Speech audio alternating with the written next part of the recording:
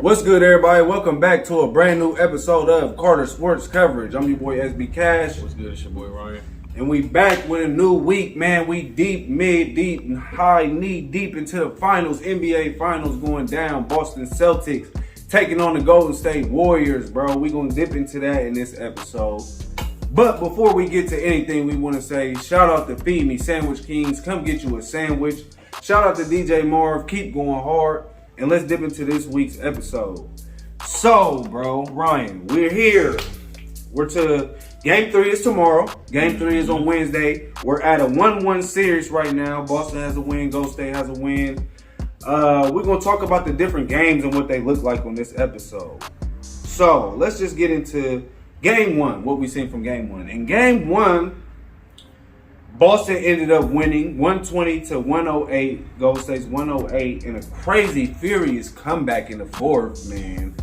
In a game where it looked like Golden State had to win, had it locked up. They was up by like 12 at the beginning of the fourth. They looked like they pretty much had the game in hand. What did you see in this game, Ryan, that like, how did the Celtics pull this off, man? They just got hot in the fourth. Crazy hot in the fourth.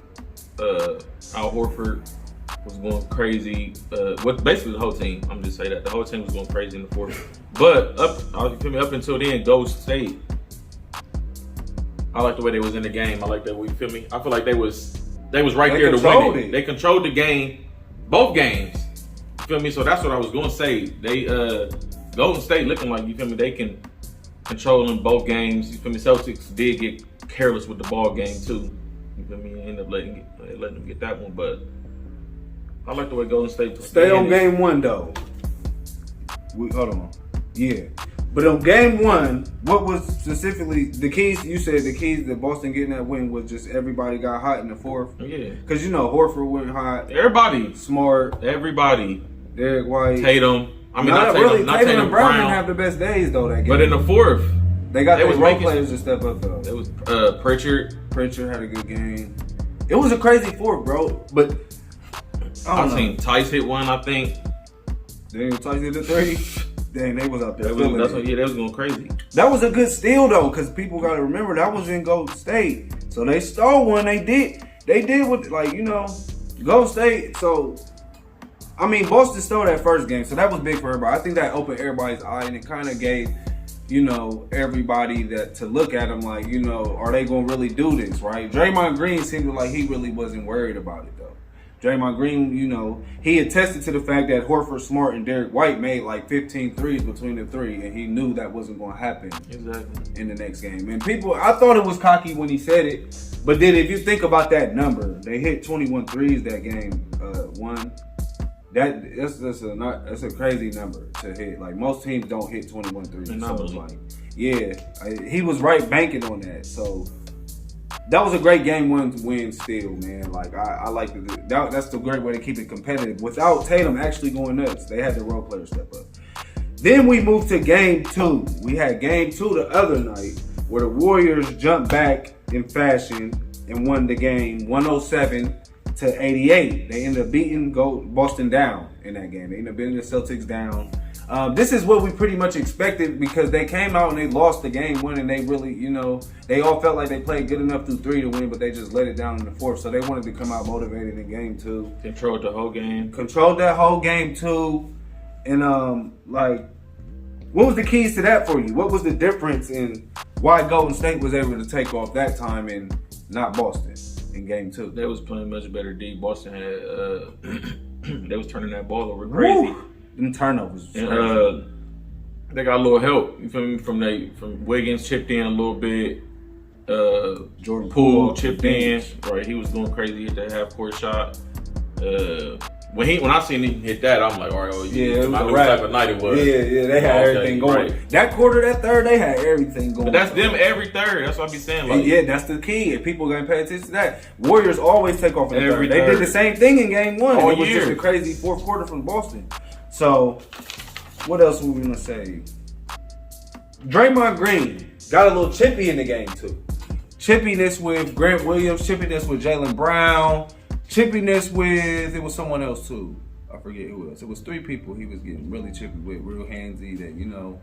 So how do you feel about that? Some people feel like this Needed. This propelled the Warriors to the win, gave them the energy they needed to set the tone. The players that was going crazy like that from game 1, he held them in check. Horford didn't do shit game 2. Right. That was big too. Horford 0 for 4, I believe. Game 2 really didn't take that many shots. He was much more into it defensively than he was game 1. So I always like that Draymond. Yeah, and so, just don't get kicked out. It's some people that feel like Draymond doing too much. They feel like he's hacking. They feel like he's playing dirty.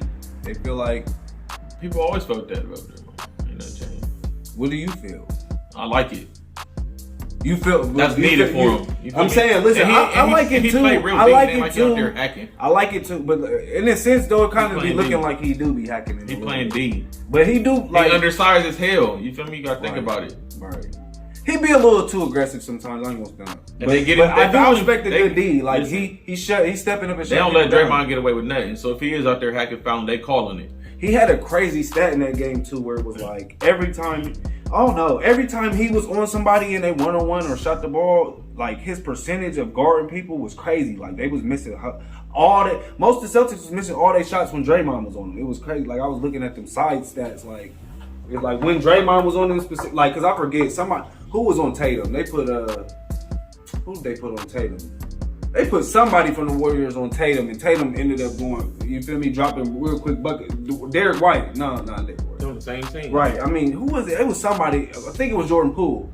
They put Jordan Poole on Tatum, and he just dropped like 5 for 5 or 3 for 3 or something. They be paying attention to like who's guarding who when people dropping the points. When Draymond was guarding them, they was all missing, bro. All them Celtics. So I'm like, man, his D, he stepped it up in that game too. I don't know. So half of the people saying it's helping them with the energy and helping them win. Half the people say he's playing dirty, and the refs need to get down on that. I don't give a. I'm 50-50 on it. But I'm probably 75 he more. Ain't gonna change, so it really don't matter what you're talking I'm 75 more. He's setting the tone. Somebody from Boston need to step up and get right back with him. Like, what's good? They don't got one of them players. The only player they got like that is Marcus Smart. He too small for Draymond. Because Draymond gonna try to debo him the whole time. He gonna talk the whole time. They just need somebody that's gonna talk back, push him back, and you feel me? Don't really care. That's what I feel like. And so that game 2 went to. But another key thing is. Golden State scored 108 the first game. Golden State scored 107 the second game. So they're averaging 107.5 right now in this series. So I feel like, Boston just got to get with the program and get the offense clicking, because when they did it the first game, it worked out. Second game, underperformed. They got to hit the 100 mark. They got to have that 100 mark every game to be here with the Golden State. That's how I feel. So if they can do that, it's back to Boston. Let's talk about Game 3. Game 3 tomorrow night. We're going back to Boston. They had 2 in Golden State, 2 in Boston coming up. I think this is huge for the Celtics in the sense of, if you see what happened last series when they were down 2-0 and then went home and won 2 straight, then went to Miami 1-1. You know what I mean? Came back to Boston, lost that one, and won the Game 7. So I think home court does something for the Celtics. I think it was like that in the season too, toward the second half of the season, where just them I don't know, that crowd. And think about that crowd though. Them real diehard Celtic fans, one of the best organizations in the league. They ain't been in the finals since 2008. They gonna be out there loud. So it's gonna be hectic for Golden State. So I ain't worried about that. Golden State ain't worried about that. I'm gonna take Boston in Game 3. They already been here. They did all this before. So you got Golden State in Game 3? No, I say the Celtics probably win the game. You know what I'm saying? They going home. But then, you feel me? Then I'll get the next one. You got this back. You don't think nobody gonna rip off 2, then rip off 2? Golden State win Game 4, then come back, boom. So then that means Boston gonna have to win 6 and 7. That's gonna be tough. But that's a nice scenario. But that's what the Warriors do. They get up and start playing. Yeah, that's all I got. But they need Clay. Clay got to step it up. I don't know what Clay. Let's talk about that real fast. He's terrible. It's not that he's underperforming. The shot selection. I know he always good making crazy shots. One dribble, pull up. But the shots that I've been seeing him take is just. Bro, I think the announcer lady said it the other night. Wild. He shot something. She was like, "That is horrible." Yeah, he just been. That was a horrible shot. I know he's trying to get it going, and shooters gonna keep shooting, but he got to. He got to get some better shots. He coming off crazy. In his face, he still be letting it go. I'd be like, bro. Yeah, he been. I know you got. I mean, I know you back, and this what you do, but bro, you gotta at least. Or he need to attack, go to the cup. You feel me? Something. He not horrible though. He still gives solid numbers. Them ain't solid. I mean, not compared to what we seen. The 25. Not even that. He's super more like insufficient. 17, 16 now. But it's like 7 for 17. It's taking 17 shots to get it. Right. I would agree with you there. Jordan Poole seemed like he heating up. That's good for him. Defensively, Looney and Draymond's locked in.